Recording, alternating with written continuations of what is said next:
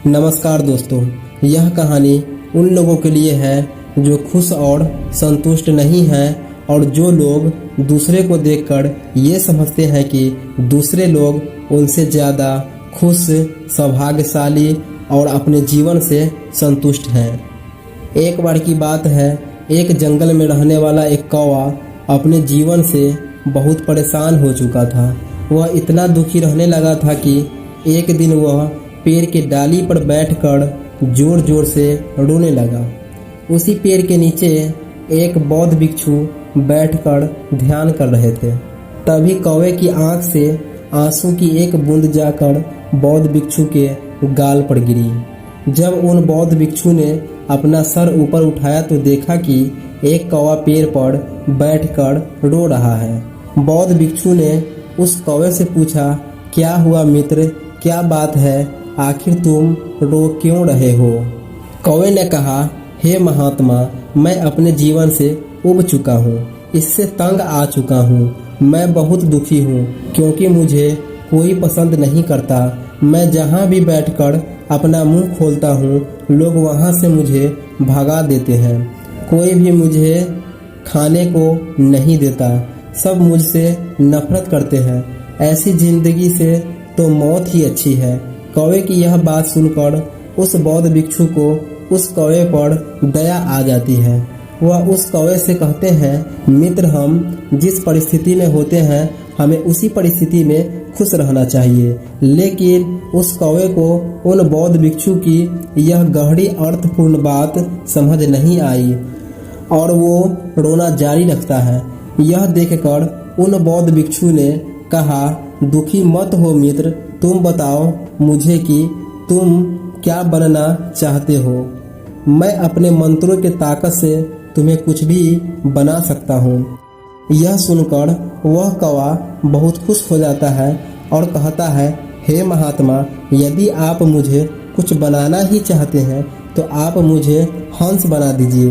बौद्ध भिक्षु ने कहा, ठीक है, मैं तुम्हें हंस बना दूंगा, लेकिन जाकर उससे पूछो कि क्या वह अपने जीवन से खुश है या नहीं। तुम जाओ और जाकर पता करो, तब तक मैं यहाँ बैठकर तुम्हारा इंतजार करूँगा।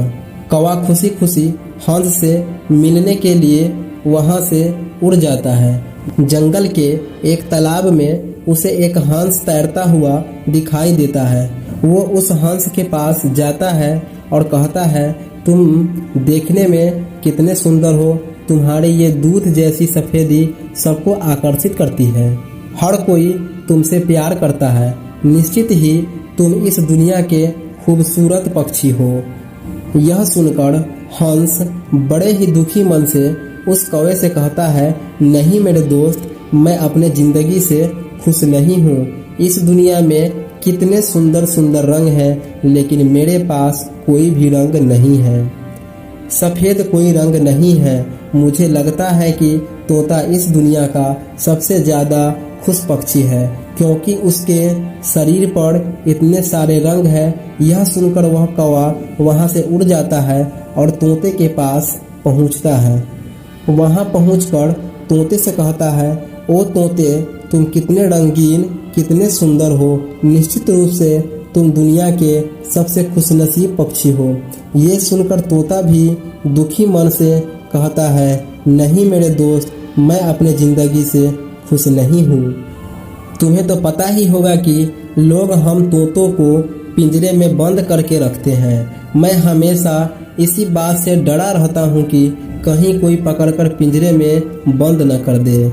मुझे लगता है मोर इस दुनिया का सबसे खुश पक्षी है। उसका शरीर मेरे शरीर से कहीं ज़्यादा रंगीन भी है। यह सुनकर वह कौवा मोर के तलाश में निकल पड़ता है। काफ़ी देर तक ढूंढने के बाद उसे चिड़ियाघर के एक पिंजरे में एक मोर दिखाई देता है। वह देखता है कि सैकड़ों लोग उस मोर के आसपास खड़े होकर उसे देख रहे हैं। जब वे लोग चले जाते हैं तो कौवा मोर के पास जाता है। मित्र, तुम कितने खूबसूरत हो।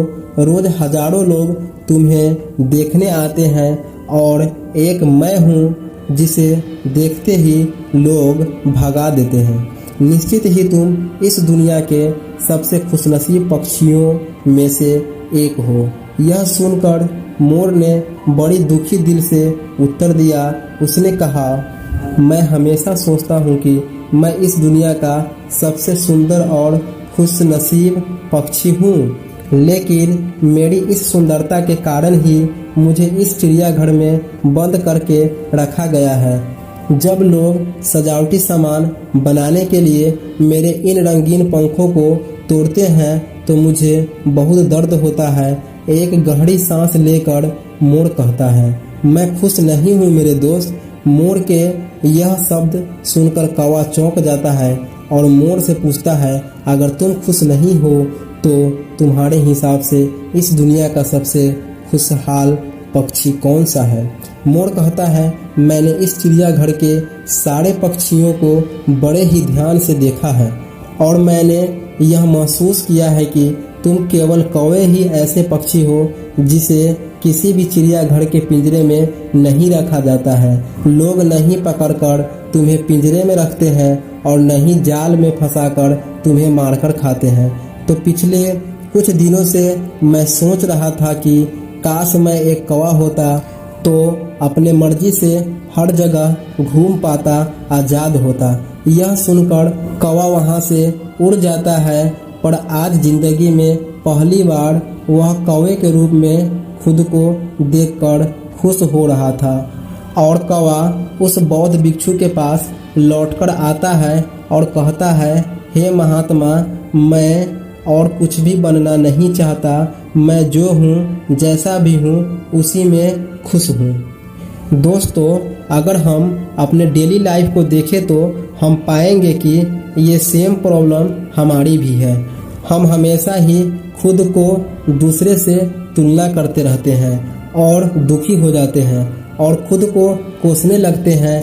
हम खुद की चीज़ों को और खुद के अचीवमेंट को दूसरे से कम समझते हैं। हमें लगता है कि दूसरा हमसे ज़्यादा सुंदर है, हमसे ज़्यादा पैसे वाला है, तो वो बहुत ज़्यादा खुश होंगे, जबकि सच ये नहीं है।